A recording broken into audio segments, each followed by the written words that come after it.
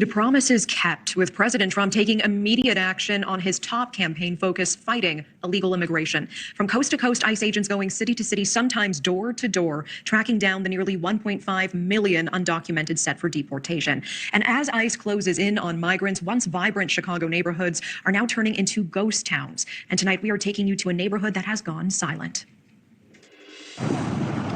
Like I said from day one, no one's off the table. The Trump administration setting out to execute what it has promised. We arrested 1,300 people. Over 1,000 of them were criminals. Immigration and customs enforcement operations reportedly underway in jurisdictions all across the nation. Federal agents have been spotted in many sanctuary cities carrying out these operations. I hope the sanctuary cities come around. The usually bustling and vibrant streets of this Hispanic neighborhood in Chicago sit relatively empty because of the concerns over ICE. Look at those streets. This is in Chicago. Okay. That didn't look like that 2 months ago, 3 months ago, a year ago. Now all of a sudden they done went in hiding. What you hiding for? You have legal immigrants that come over, they pay taxes, they go through the whatever the legal process is to be in this country legally and to remain here without the threat of being deported, arrested, breaking laws, etc. Now, where is everybody? Where is everybody? I'm speaking of the ones that are here to commit crimes, that were exiled from their countries, because many of the countries that a lot of these criminals have come from won't accept them back. Now, I did see where Colombia, I don't know what happened. I don't know what the red tape looked like with Trump and the leader of Colombia, but Colombia is definitely acquiesced, and they are playing ball. So they are actually willing and prepared and have publicly announced that they will be taking back their people that have come to this country that are going to be deported, including their criminals, their convicted ones, or otherwise. Because of the concerns over ICE. Welcome to Mesquite Restaurant, sir. This little taqueria, like most in the Pilsen neighborhood, is owned and operated by immigrants. The Cruz family, who in 1994 made the long journey from Mexico City to Chicago to grow their little taco stand into a thriving restaurant. We got tacos, we got breakfast, chilaquiles. This American dream is one thousands of migrants are striving for when they cross the southern border. Think about how those people, that family felt or feels when they have been seeing all of the illegals come across the border, being catered to, being made comfortable in this country, being provided something for nothing. They never even got work permits, not on a federal scale. So what were all of these resources that have been given out to all of these illegal migrants? What did this country get in return to warrant it to be reciprocated, to balance out? And then you have this family that started with a taco stand that now has a flourishing family business, which takes time to develop, takes sacrifice, takes work, hard work. How do you think that they feel watching people that look like them come across the border, don't have no respect for any of the laws in this country, don't have no love for the people that are here? All they care about is what can we get, send back to our families, and position ourselves to be in a different place than we were in our country. But the drastic shutdown of illegal immigration is a campaign promise the majority of American voters are expecting Donald Trump to make good on. Honestly, when he come back again, I was like, man, I feel scared. President Trump, border czar Tom Homan, and the highest-ranking members of Immigration and Customs Enforcement say they're only targeting violent criminals during these initial deportations. They keep saying that, and that the 500 that they have apprehended in the past couple of days, has reflected just that. A lot of these news outlets are pushing this narrative as to say, you know what, all of y'all should be scared. If you look like you don't belong here, or you look like you're from another geographical location, then be afraid, be very afraid. When the Trump administration and everyone involved keeps saying it over and over and over again, that guess what?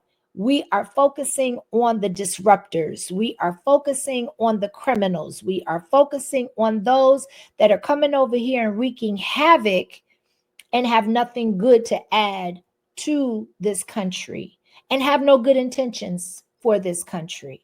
Why isn't there a separation is my question. Why isn't there a separation?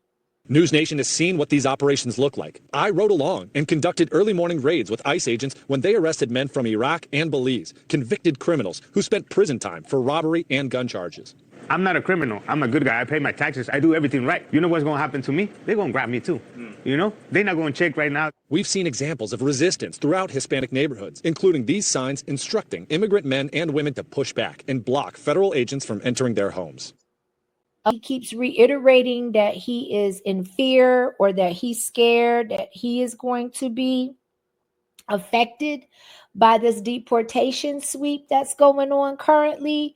Is if you are harboring somebody that is here illegally, if you are. So if you're here legally and you've gone through the proper channels, but some of your people done came over here that you know, they're in your home, they're in your business, you're affiliated with them, you're helping them in whatever way to the point where y'all are family, that's your people, then you should be in fear, because they've made it very clear that if you are harboring criminals or convicts, it is going to affect those that they are around. Without a shadow of a doubt, you are guilty by association. Let's go. But the reality is, new polling shows 65% of Americans strongly support deporting immigrants convicted of violent crimes. That includes Horatio Aguilera, an Iraq War veteran and Mexican-American police officer. He voted for Trump and wants mass deportations of criminals to carry on as quickly as possible. A lot of Hispanic Americans, there was also a rise that voted for Trump. I think 9 out of 10 people that are living here in America, Chicago, Illinois, are going to agree that if you're an illegal resident and you are arrested for committing a crime, prosecuted for committing a crime, and you are an illegal resident, you are subject to deportation. The so-called mass deportations have not been carried out in Chicago like people once believed. But that hasn't stopped local and state leaders from sounding the alarm and strengthening local codes which reinforce the city's sanctuary status. We should stand up for them. That is the right thing to do. But he's trying to tear things down. Governor, what? How, Sway? How? Maybe I'm in the dark about something, but how has Chicago benefited from enabling, supporting, and providing for illegal migrants or illegal immigrants coming into the state or the city, the state of Illinois, city of Chicago? How has that benefited you all? Has it helped your judicial system? Has it helped the taxes? Has it helped the property taxes? How has the housing been affected? Who has it benefited? Maybe that's the more appropriate question. Is what is he tearing down? Your agenda? Whatever you're connected with, whatever the plan is for a select few? Because if you ask 65% of the American people, they're saying that it's time for those illegal immigrants to go. What's your response to people who might say that Democrats are the one sowing chaos, confusion, and fear-mongering when talking about mass deportations that haven't even happened in Chicago? What are you talking about? They are literally threatening people all across the country. How can you say that we're overreacting somehow? We're not. We need receipts. You need to validate that statement, especially if you are a man that is of political status, instead of just throwing it out there because you don't like it or because it interferes with your personal journey and plan. Don't get me started. The Trump administration is vowing to investigate and prosecute local and state officials who stand in the way of what the federal government is doing. Natasha? Yeah, Alex, with that tonight, thank you.